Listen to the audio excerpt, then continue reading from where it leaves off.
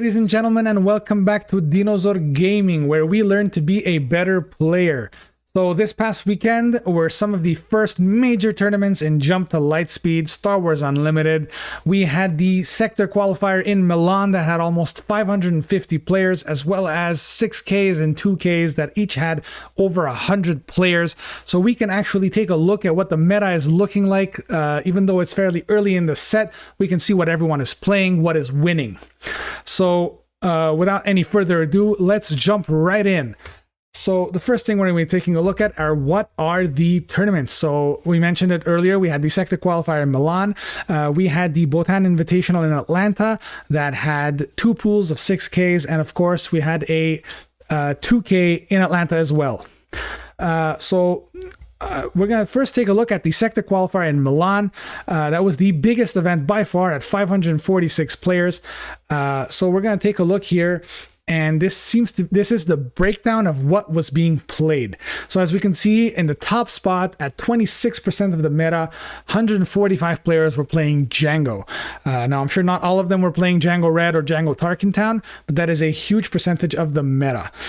Following that up, we have 66 players on Quinlan, 41 on both Piet and Han. And of course, following that up, we have Boba, the new Boba from Jump to Lightspeed at 40 players.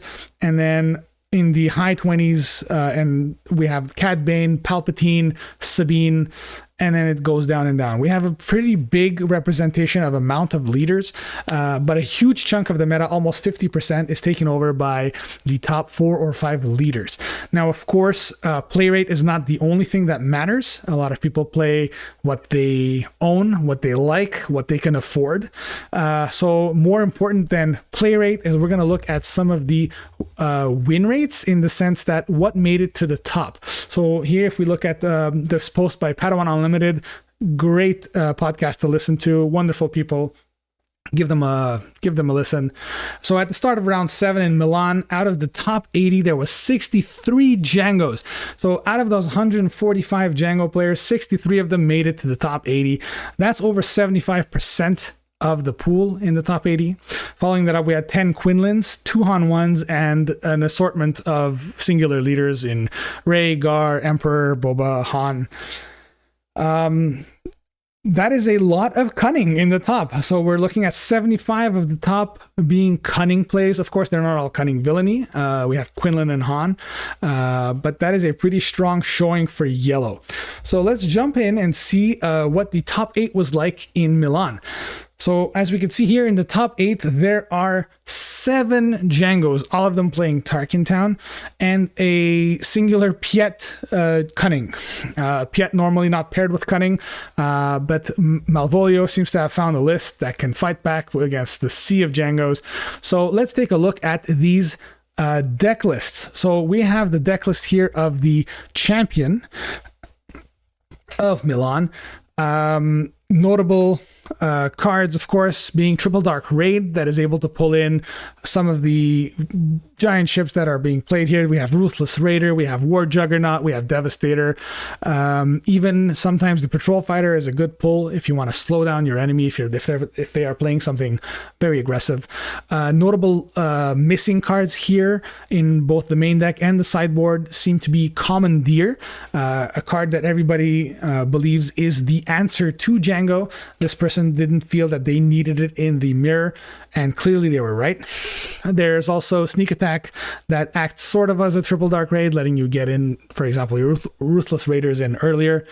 In the sideboard, we see specifically Cham that's there to fight back against the ramp decks, such as Piet, for example.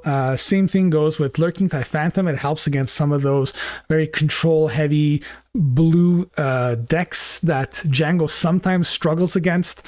Overall, a very solid list, and clearly good enough to take down a 546-player Sector Qualifier. Big congratulations to this player for piloting this deck. Next up, we're going to take a look at the Piet deck that was placed 4th in this tournament. While it's not a win, placing 4th out of that many people is still quite the achievement. So let's go ahead and take a look at that. Apologies. Okay, here we are. Very unique deck. There's a lot of singular cards here in Chimera, Walker, Finalizer even. Still running the same engine of Triple Dark Raid, and there are quite a few ships here that can be pulled. Of course, you can pull a resupply carrier, letting you ramp, and at the end of the turn, getting it back into your hand so you can play it again and ramp one more time. Invisible Hand is very good, especially considering they are playing the Separatist package for early game. That package itself is very good to fight back against some of the faster decks, such as Sabine in Droid Commando, killing almost everything that can be played turn 1 on the ground. Yes, so the Separatist Commando and the B1 security team helping place speed bumps for your opponent. Of course, we have Bib Fortuna that lets you get an even bigger discount on your Triple Dark Raid or some of your other events. There's only one Commandeer, one Waylay, one Jump to Lightspeed. All very interesting cards. I mean, clearly this deck worked well enough to place that highly. If we take a look at the sideboard here, we have Relentless, very clean sideboard. Relentless is there to help beat the control matchups. Change of Heart and Commandeer help out against other Triple Dark Raid decks. Outlaw Corona is a very big ship that could be used to stop some of the early space aggression. And of course, Scanning Officer is the bane of most hero Cunning decks because they run a lot of smuggles, so putting that down early stops them from having resources to play and stops them from having smuggles for later on in the game. Very strong deck. Congratulations to this player for getting top 4th. Quite the achievement. So that's all for the sector qualifier in Milan. Let's go ahead and take a look at the 6Ks. So of course, first of all, we have the pool 1. The winner here is a Quinlan Voss on ECL. Following that up, we have a Han, we have a Cad Bane, we have a couple of Djangos, we have another Cad Bane, but this time in command. We have a Von Reg, very interesting, and a Sabine ECL. So here we're going to take a look at the winning list. We're going to take a look at Quinlan on ECL. Here we go. So Quinlan normally paired with Tarkin Town or Red as being able to play a unit on turn 1 after your opponent, pinging it, and Tarkin Towning is a very strong play. But this person seems to have built his deck to not only play to the strengths of Quinlan, which is very fast, very aggressive, as well as hand hate, but this person also seems to be teching hard against those Django and Triple Dark Raid decks. We see that in Electromagnetic Pulse to exhaust any vehicles. We have Lux Bonteri that helps you exhaust one of their units, already one of your units, if something is played at a discount, such as from Sneak Attack or Triple Dark Raid. Of course, we have 2 Commandeers in the main deck, as well as a third one in the side deck. I mean, this deck is clearly meant to prevent units from coming in at a discount, coming in ready. On top of that, of course, we have the Bounty Hunter's Quarry that helps you dig through most of your deck. There are quite a few 2-cost cards that could be played.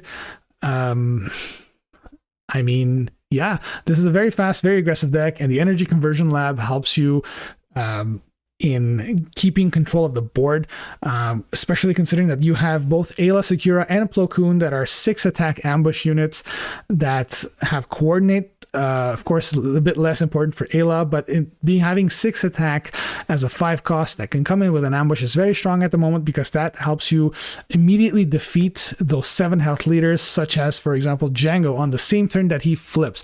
So if your opponent flips the Django, you either ECL out the Ayla or you just play the Plo Koon while you have at least 2 other units. Combined with the ping from Quinlan Voss, whether you're on leader side or unit side, doesn't matter, lets you immediately defeat their Django and stop their momentum from building up. Very interesting, very strong deck. In the sideboard, we don't see anything too out of the ordinary. We have 2 Spare the Targets, acting as a Waylay, of course. We have 2 Bamboozles that helps against those pilot decks specifically. 2 Han Solos in the case that if you're playing against a ground heavy deck. A 3rd Plo Koon, and we have a Leia and a Kira. Leia, of course, another way to exhaust the unit, and Kira, just a strong card, some hand hate cards, which is something that Quinlan loves. So if we take a look at what else happened here, we have a 3rd place finish by a Cad Bane Colossus. That is also a very interesting deck list. And alternative, we also have a top 4 in Han Solo. So let's take a look at the Han Solo list here. The Han Solo list here seems to be a fairly straightforward Han Solo deck. Hasn't changed too much since last set, where Han Solo was the dominant deck. The major changes here seem to be cutting Han Solo, having a bit more hand hate in Ahsoka Tano, and as well as having Enfi's Nest as a late game that is very strong versus the vehicles. A lot of the vehicles have less than 5 attack. If we're talking about, for example, Ruthless Raider, Enfi's Nest is a perfect example, a perfect card to counter it completely, being able to bounce it every single turn, whether it's played or on attack. Other than that, we see the Bamboozle that is being used for all those pilot leaders. A bit less on the Millennium Falcon 6 cost, but overall very similar to the last set. In the side deck, the main changes seem to be having the Han Solo that lets you attack as soon as you pilot, primarily used on the Millennium Falcon to not only get to attack, but also avoid taking damage back if you kill the unit. And of course, we have a Clear the Field, which is a very strong card if you're going to be playing against a deck that has multiple of the same card out, whether that's a lot of tokens such as Darth Vader, or hey, even if your opponent has 2 Millennium Falcons out, one of them costing less, you can actually bounce both of them that way. Just in general, a very good list, very similar to the last set, but clearly still a strong deck. And of course, we're going to follow that up by checking out the third place Cad Bane here. Third place in a 6K is pretty impressive. So we have right here, we have the Cad Bane Colossus. So Cad Bane hasn't normally been paired with Vigilance, being favored with Tarkin Town for the ping, or sometimes even with Command. But this person has built a deck to not only, of course, have the control tools of Vigilance, but also still have some of that aggression that is being used in Cunning. Unlike most other Cunning villainy decks, this deck does not seem to be running Triple Dark Raid, which is very interesting. But it's leaning more towards a slow control-ish deck. Some of the notable additions from this set that are cards that normally haven't seen play until now were the Smuggler Starfighter, the 3-cost 2/2 ship. Its main strength is the fact that it has Smuggle. Why is that important? It's because normally Cunning villainy doesn't have much in the way of card draw or smuggling. So if you're playing against a hand hate deck such as Han, or more importantly Quinlan, you need something to be able to play if they get rid of your entire hand. We see some of the same strong tools that are being used in other decks, such as we have a Sidon. I'm not even going to pretend I know how to say that name, but that is used to fight against some of the vehicle decks. You can attach a pilot to something, give it -2/-2. Of course, we have Covert Strength, which is another smuggle card. Not something you see very often, but pretty good if you have a lot of big health units. Long Pike is another smuggle card, often not used in Cad Bane, but it is still an underworld that can trigger your pings. And the rest seem to be pretty straightforward. Bazines are there to rip out important cards like Triple Dark Raid out of your opponent's hand. The Contracted Jumpmaster is a very good sentinel in space, 2/4 being good stat line because a lot of the space aggressive units are 3/2. No good to be dead, of course, to prevent readied units from doing anything. Just an overall very defensive deck. Not something people expect when playing against Cad Bane, and it can definitely take them by surprise. All right. All right, that was it for the Pool 1 of the sector of the Atlanta 6K. In Pool 2, we see that there are 4 Django's, 2 Quinlans, we have a Sabine ECL, we have a Han Solo. Honestly, a lot of very similar deck lists. Of course, Quinlan here seems to be favoring more Tarkin Town rather than the ECL we just checked out. And the Sabine list is pretty similar to Sabine that we've seen in earlier sets. Not much from the current set has been very helpful to Sabine. Of course, there are some pretty good new cards. And finally, we're going to take a look at the 2K. The 2K seems to be, again, very Cunning focused, and we have the champion in Cad Bane Blue again, this time not on Colossus. We have 2 Cad Bane Commands, we have 2 Django's, 2 Quinlans, and a Sabine ECL. All right. Of course, we will have a link to all the deck lists that we took a look at here. I'll post them up down in the description. But we're gonna talk a bit about what this means for the meta. So it looks like most of the top tier meta this set, at least this early on, of course metas change all the time, is Cunning. Whether that's Cunning Villainy or Cunning Heroism, it looks like if you are competing at a high level, you need to either play or be ready to play against all of these decks that are very good at cheating the resource system, which is something that Cunning is very good at, whether that's bringing in something at a discount or getting rid of your hand or just exhausting your units all the time. So that's it for today's video. Thank you very much everybody for listening. Please let me know what you think about the meta right now, and if you need help on how to counter these Cunning decks, take a look at one of my other videos, which is Breaking the Meta, how to fight back against Cunning. And thank you everybody for listening. This has been this meta report for March of 2025. Jump to Lightspeed. See you guys next time.